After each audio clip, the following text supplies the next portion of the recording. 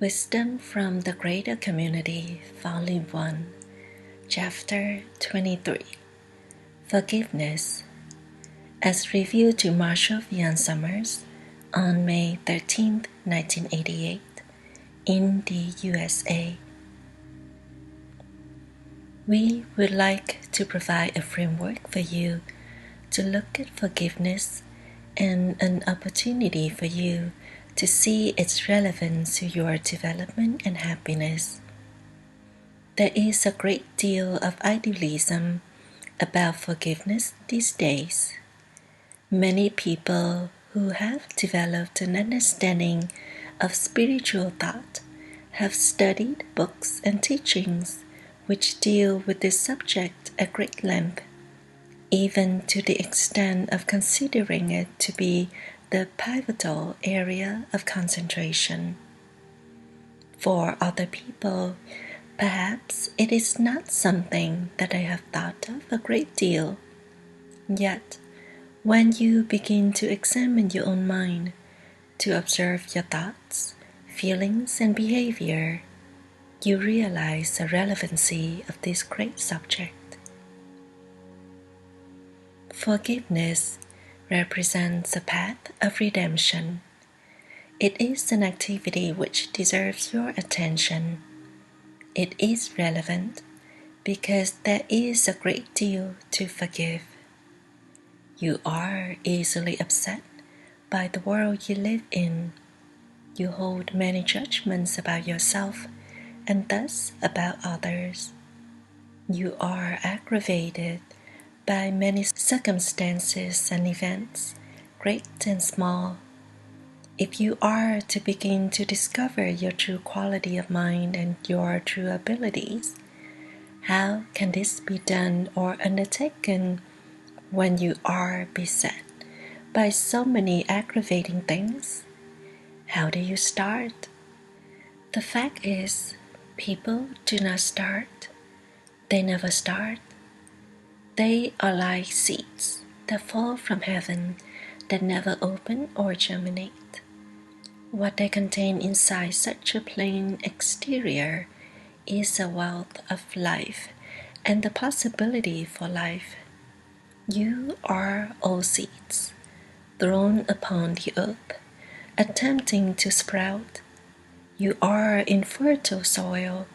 You need nutrients, and you need someone to tend to your development.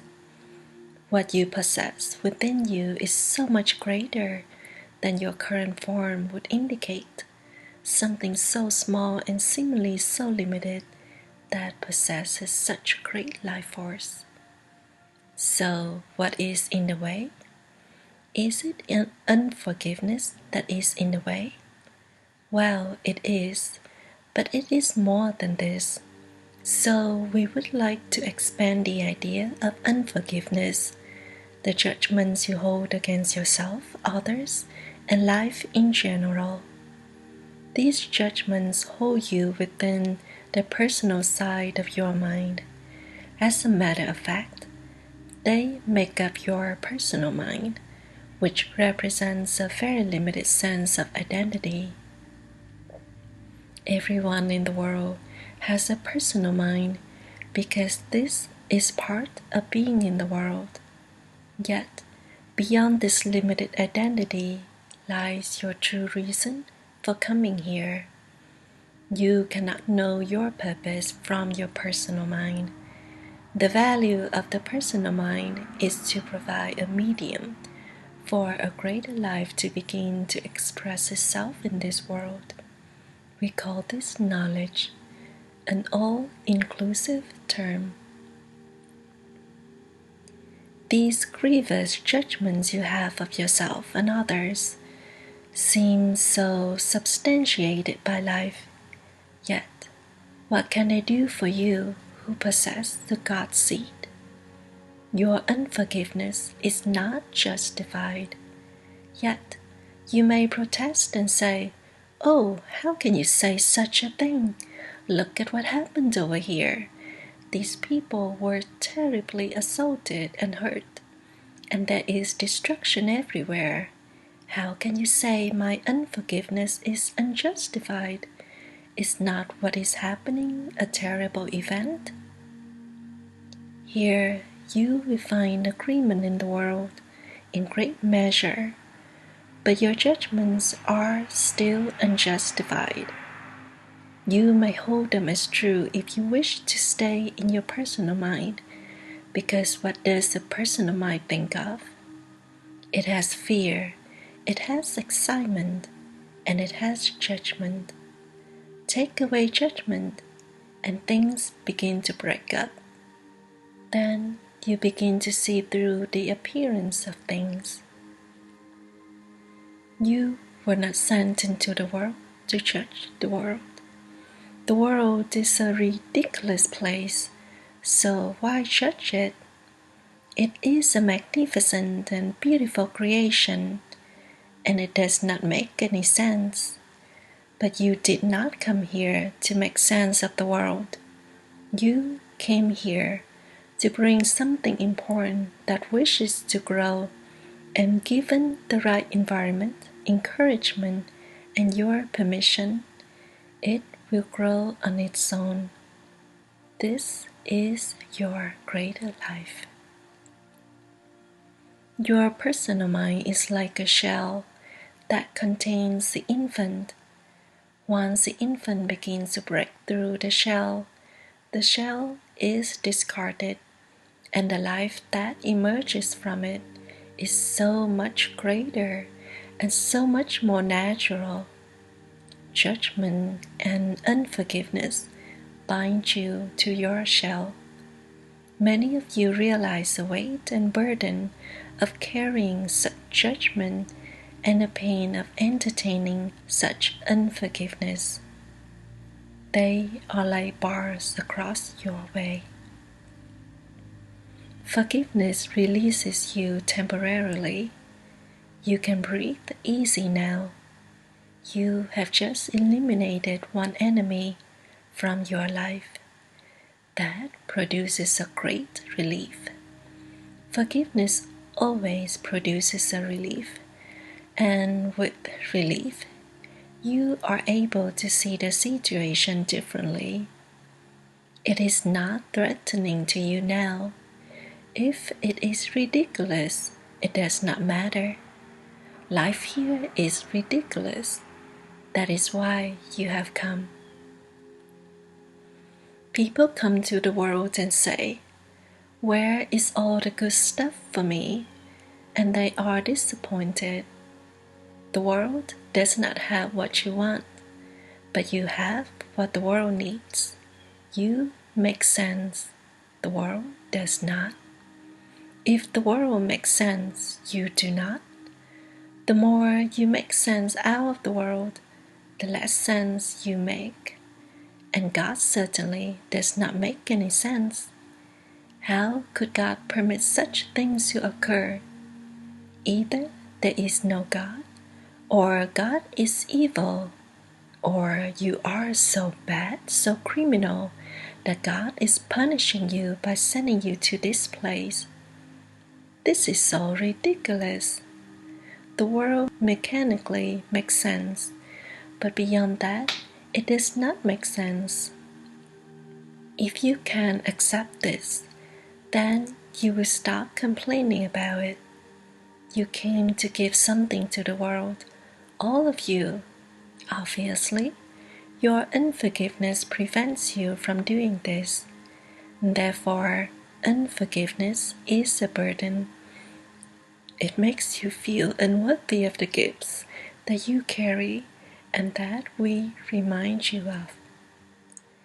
You see, at the very core of your judgments of others and the world is your own personal shame. Why is there shame? Because you hold judgments that life does not share, and you have rejected life as a result. God has made your healing very easy, very direct, and uncomplicated. Life without God is extremely complicated and terribly fearful. It is always beset by anxiety, and a threat of annihilation.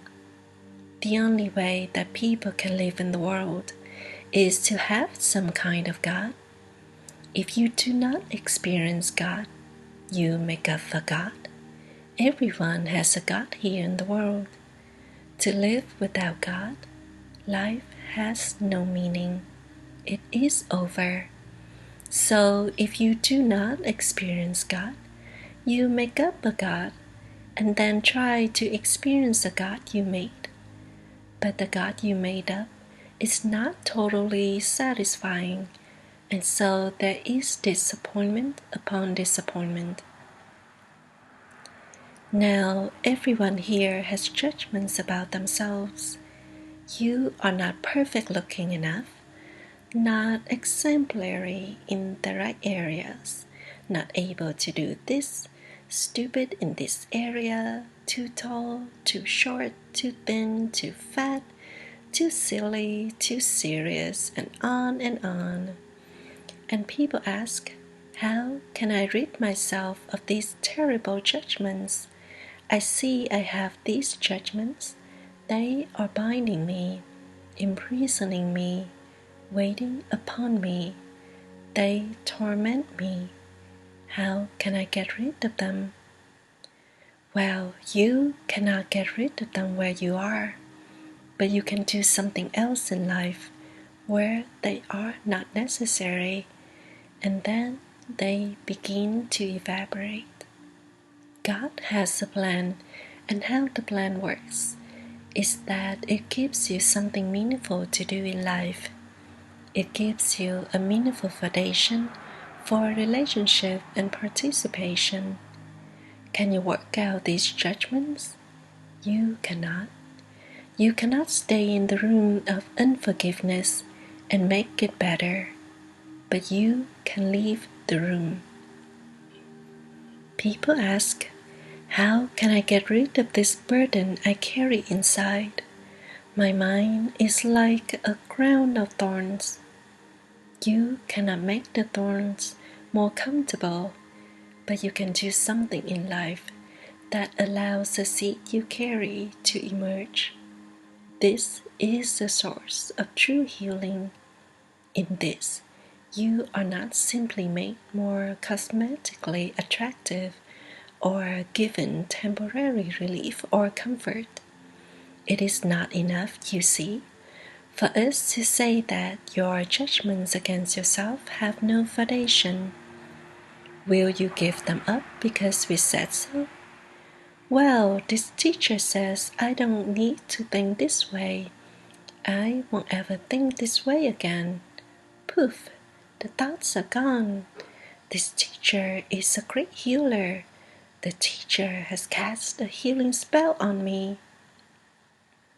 We do not want to be too grave about this subject because you are already too grave about it. It is serious. You cannot deny it, but you need not crucify yourself for it either. To follow knowledge is the way.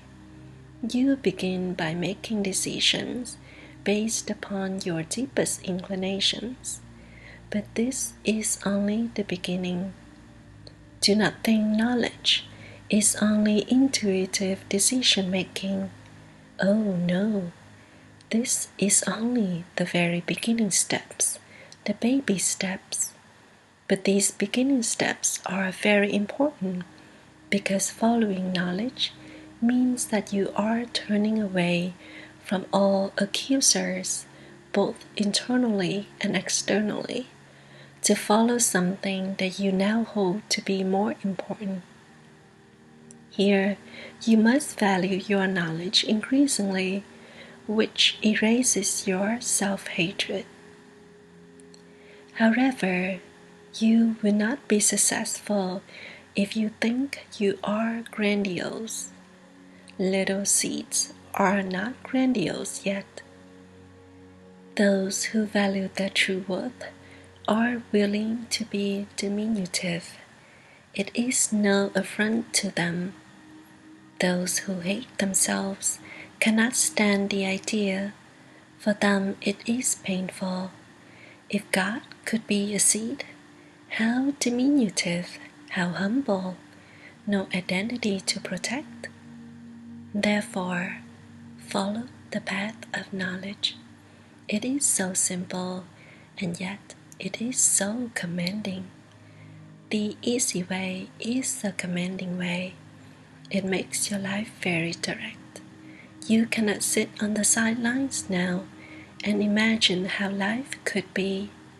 You need not maintain complex ideas about human nature, because human nature is not complex. The only thing complex in the universe is confusion. You are not complex. Do not think of that as degrading. People love to think they are multi-dimensional radiant beings possessing all potentialities. You are bigger than all that. A diminutive seed of life is bigger than all that. Why is forgiveness such a relief? Because it lets your mind open and relax. Why is forgiveness so difficult to accomplish? Because you are afraid to go beyond your mind. You would rather stay miserable with little ideas and chew on them like hard little candies than go beyond into uncertainty. Obviously, what we are talking about is the profound change in thinking. It is not a change that you can bring about. You cannot change your mind. You can change your habits of discernment. You can change your decisions. But what changes you is bigger. What breaks out of your shell is something you did not invent and cannot direct. Unforgiveness only keeps it in. What emerges is you. It has no self-consciousness because it is not trying to be anything else, so it does not compare or contrast itself with other things. We teach people to recognize their knowledge, to begin to use it, and to begin the path of knowledge according to the ancient teaching. Immediately, people are faced with a few obstacles. Primary amongst these obstacles is their own self-doubt, which reflects their self-hatred. Can you trust something inside yourself when your mind has fooled you so many times? When so many times you found out you were wrong, when you thought you were right, when you did such stupid things so many times? Can you trust something inside yourself that you cannot define and that you rarely experience? Can you do this? In the way of knowledge, we give you very simple practices. Goodness, the practices are simple. Oh, they're so difficult, you may say. Why is it difficult if we say, practice experiencing knowledge 30 minutes a day? People say this is difficult. Why is it difficult? You spend more time than that in the bathroom looking at yourself. Why is it difficult? It is difficult because you do not think you are worth it. This is really an investment in yourself. Now let us make this very important point. People are terrified of their own judgments. That is why looking inside first can seem so ominous. It is all dark in there, you know, and there are these terrible thoughts, terrible memories and images. The world has taught you hatred. The world teaches this because it does not know anything. You know something. That is why the world is not your place of origin. You are a visitor. You are not merely part of the biological machinery of this world. You carry the seed of knowledge. Knowledge unused is a terrible burden. It is the source of everyone's neurosis. It is like having an arm that you never use. It is an awkward thing to carry around all day, yes? Having this thing dangling from your body, it works, but you just never use it. It is always in the way. So when individuals begin to follow their knowledge, they are confronted with their own self-doubt and their fear of self-judgment. It is their own ideas they are afraid of. What scares them are their own ideas. The only way to know that an idea is only an idea is to face it if it stands in your way. If you become a student of knowledge and you begin to follow a deeper, more profound power within you, you will be confronted with your own doubts and your own judgments about life. You see, knowledge does not care what you have done. It only wishes to emanate from within you. People think in psychological terms that they carry all these unresolved issues from the past. People think, I must devote the next 20 years to resolving these issues, and then perhaps I can be a human being who can be happy and can enjoy things with a fresh viewpoint. Well, that puts the resolution conveniently in the future, does it not? 20 years resolving your past is ridiculous. You will end your life with seed unopened. That is not what we are proposing. You will find out that you can live life very effectively without having to make these judgments, and once you have the experience of doing so, which you can have even at the outset, this will strengthen your conviction that what you are following is worthy of your complete devotion. This will redeem you in your own eyes, because you will see your value in relationship to something very great. People's value must be demonstrated to them. It is not enough for us to say, you can forget about not liking yourselves, because you are all wonderful. Now we will say that because it is true, we enjoy you very much. But is that enough? Your value must be demonstrated. God will do most of the work, and you get all the credit. God does not need the credit. The path of resolution does ask, however, that you become very conscious in the moment. Here you can begin to witness yourself making judgments and accusations against yourself and others, and be present enough to check this when it begins to happen, and to choose a different way. You see, the personal side of your mind is made up of habits. That is all it is habits. It is a whole network of habits. That is why it keeps repeating itself over and over again. The more you see your personal mind, the more you see how repetitive it is, because this is how it maintains its identity. Your personal sign is not to be condemned or thrown out. It is useful. It understands nuts and bolts, and is very useful, but it makes a very poor God. To begin to follow knowledge, you must realize there is a need for it, and feel you are worthy of it. This in itself is a step towards recognition, and an important step away from self-hatred.